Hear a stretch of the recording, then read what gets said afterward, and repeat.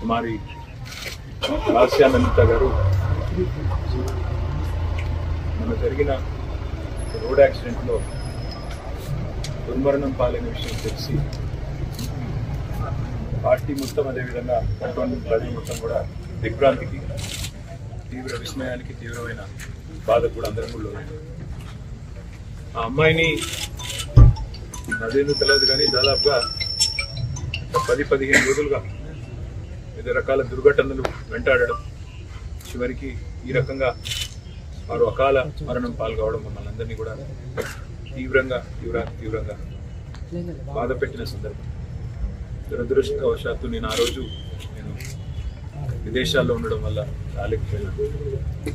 అమ్మాయి నిజంగా కూడా లాస్యానందిత గారు ఎలక్షన్ ప్రచారంలో కానీ అంతకుముందు గతంలో కార్పొరేటర్గా పనిచేసినప్పుడు కానీ కవాడి కూడా నాకు చాలా సన్నిహితంగా ఒక చెల్లెల్లాగా దగ్గరగా పనిచేసిన మా సోదరి వాళ్ళ మా మధ్యన లేదు అంటే అందరం కూడా బాధపడతా ఉన్నాం. దాంతోపాటు ఆ కుటుంబానికి సంవత్సరం కిందటనే పెద్ద దిశలా ఉన్న కంటోన్మెంట్కి 5 సార్లు శాసనసభ్యుడిగా పనిచేసిన సీనియర్ ఎమ్మెల్యే సాయన్న గారు సంవత్సరం కిందట వారు మరణించడం, తర్వాత వారి కూతురు దివంగత ఎమ్మెల్యే గారు కూడా అకాల మరణం పాల్గొవడం నిజంగా కుటుంబానికి భగవంతుడు మనోధైర్యాన్ని ప్రసాదించాలని ఈ శోకాతప్త సందర్భంగా వారి కుటుంబం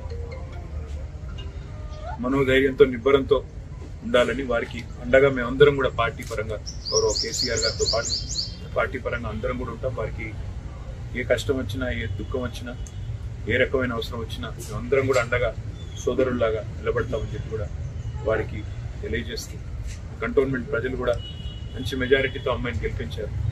వారికి కూడా ఈ మరణం తీరని లోటు. తప్పకుండా వారందరికీ కూడా పార్టీ అండగా ఉంటుందని చెప్పి కూడా తెలియజేస్తుంది.